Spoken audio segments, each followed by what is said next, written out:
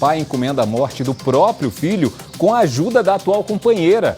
O Gediel, de 42 anos, foi assassinado com tiros na cabeça quando chegava em casa. E segundo a polícia, Gediel queria tomar conta sozinho dos negócios do pai. Aí, percebendo a intenção do enteado, a Ana Vitória, que é a madrasta, conseguiu entrar na mente de Luiz Gonzaga, que é o pai, e os dois planejaram a execução de Gediel. Com o filho do companheiro morto, ela não precisava se preocupar com outras pessoas para justamente dividir os lucros do crime organizado. Só que a polícia, conseguiu desarticular o esquema criminoso e descobriu todo o crime por trás da morte de Gediel. Gonzaga e Ana foram presos. Os executores contratados também foram localizados e presos. Um dos criminosos estava até assistindo um jogo de futebol. Tem ideia da frieza, da sensação de impunidade? Só que não era em casa não, tá? Ele estava dentro de um estádio, em Itaquera, aqui na região, e no meio de uma torcida organizada. É a sensação de impunidade, Gediel, o pai, e a madrasta, a Ana, eram envolvidos, segundo a polícia, no tráfico de drogas, armas e em jogos de azar. E a polícia acredita que Gediel comandava alguns pontos de droga aqui no centro de São Paulo e que ele, inclusive, abastecia bancas do crime na antiga Cracolândia, ou no que sobrou dela. A Lívia Zúcaro foi atrás de mais detalhes dessa história, da prisão do último envolvido, e você entende tudo agora no Cidade. Uma família de mafiosos. A briga pelo poder.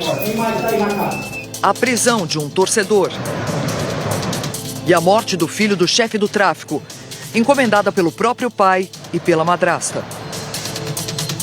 Essas são imagens do assassinato de Gediel. Ele voltava para casa a pé quando acabou assassinado no meio da rua. A polícia passa a investigar o caso. Descobre que Gediel era integrante do crime organizado e um tentáculo de uma célula criminosa chefiada pelo pai dele e pela madrasta. Gediel tinha como função cuidar de negócios relacionados a golpes. O pai dele e a madrasta tinham tráfico de drogas e jogos de azar como pilar principal dos negócios. Pela linha de sucessão e com idade avançada do pai Gonzaga, uma pessoa seria escolhida para liderar o esquema. Ou Gediel, filho de Gonzaga, ou Ana Vitória, companheira do líder. Mas para ganhar a liderança, um teria que derrubar o outro. Foi o que aconteceu. Nesse conflito, o que nos parece é que criou já uma ruptura inicial entre o pai e filho. Essa ruptura foi se seguindo, foi aumentando, foi criando agora uma separação maior entre pai e filho e acabou redundando, então, na ordem por assassinato. Gediel foi atacado 2 vezes. Na primeira, conseguiu escapar. O DHPP já investigava a tentativa de homicídio contra Gediel. Enquanto isso, o casal de traficantes bancava a fuga dos partícipes desse crime. Bancava para que eles fugissem, para que a poeira baixasse. Era assim que eles não foram capturados até então. Mas 1 mês depois, Gediel não sobrevive. Ele voltava de um bar para casa quando acabou executado por 2 homens, funcionários do pai dele. Os 2 eram os mesmos da tentativa de homicídio. Foi quando essas imagens foram gravadas e quando a polícia descobriu quem eram os matadores. Wellington havia atirado. Douglas estava ali perto acompanhando.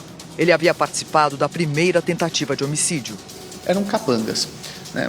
Um deles realmente foi contratado para cometer homicídios, veio do Nordeste, era um matador profissional no Nordeste e ao chegar em São Paulo acabou assumindo essas funções. Então, se havia algum crime de sangue a ser cometido, era passado para ele. A polícia descobre a identidade e o rosto de Douglas. Dia de jogo na Arena. Mais de 30 mil pessoas assistiam Corinthians e Cruzeiro. Douglas, um matador de aluguel, funcionário do casal, era corintiano, fazia parte da torcida organizada e a polícia sabia disso. Portanto, ele não perderia um jogo tão importante como aquele. A polícia veio até o local e conseguiu localizá-lo no meio da torcida. Na sala de monitoramento da torcida, os investigadores observam Douglas pulando na arquibancada e vão buscá-lo. Enquanto isso, em um bar no centro de São Paulo, Wellington é detido. Ele havia apertado o gatilho. No interrogatório, Os dois explicam o esquema da família da máfia e apontam que o mandante do crime havia sido o pai de Gediel e a madrasta dele. É um filme de máfia, há ligações com o crime organizado bastante profundas, há uma estrutura criminosa por trás, então há um mandante que passa a ordem para os seus capangas, ele propriamente não vai colocar a mão na massa, ele não vai se arriscar a cometer um crime, então ele é uma pessoa bastante importante que fica afastada, apartada das repercussões imediatas, mas tendo completo controle de tudo que acontece. No centro de São Paulo, funcionavam os negócios da família Gonzaga. Não sabemos quantas biqueiras Gonzaga era dono nessa região que abastece a Cracolândia. Impossível descer com a câmera e contar essa história ali no meio. E quem tinha então aquele poder, que era o pai e a madrasta, não queriam perder esse poder. Eles queriam manter tudo coeso para eles terem poder. Então seria abrir mão. É por isso esse ponto de equilíbrio, né, entre a força de um, a administração de um, e a força do outro, a administração do outro, seria quebrada, e foi isso que, ao que me parece, levou o crime. A madrasta tinha um envolvimento já bastante profundo no mundo do crime.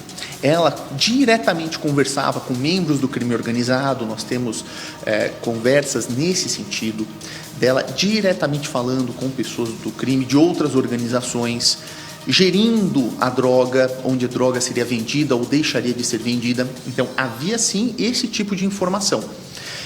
E, portanto, ela estava muito próxima do negócio a ser executado. Certos estabelecimentos tinham o nome dela. Então, havia sim uma ligação dela muito próxima com a administração imediata dos negócios criminosos. Na delegacia, ela tentou dizer que não tinha ligação com a morte de Gediel e que tudo havia sido idealizado pelo marido Gonzaga. A polícia acredita que outras pessoas estejam envolvidas nesse crime.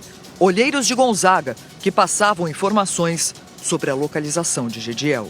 Os vínculos dos dois autores do homicídio com os mandantes são muito fortes, são bastante fortes. Então, eles são encontrados sempre no estabelecimento de titularidade dos mandantes, eles são funcionários dos mandantes. Então, de novo, a gente volta para aquela premissa. Ninguém mata o filho do chefe sem o chefe saber, sem o chefe autorizar. Tudo passa pelas mãos do chefe. E é nesse sentido que a gente tem bastante segurança de que o autor do crime foi realmente o pai. E o trabalho da polícia em conseguir cercar, mas eu estou aqui na dúvida, Gostelli.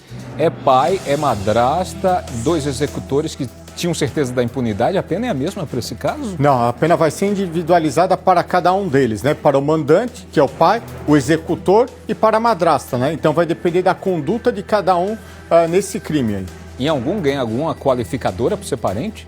Não. Aí nesse caso não, né? Aí o que vai acontecer é o seguinte, a qualificadora era para menor, né? Por causa que a gente viu anterior. Nesse caso não, tá? Aí vai depender o que, se por exemplo um deles confessar, pode ter diminuído a pena, alguma coisa. Então, ainda ganha o benefício porque confessou um crime, exatamente, que matou alguém. Exato. A gente precisa mudar isso, gente, pelo amor de Deus.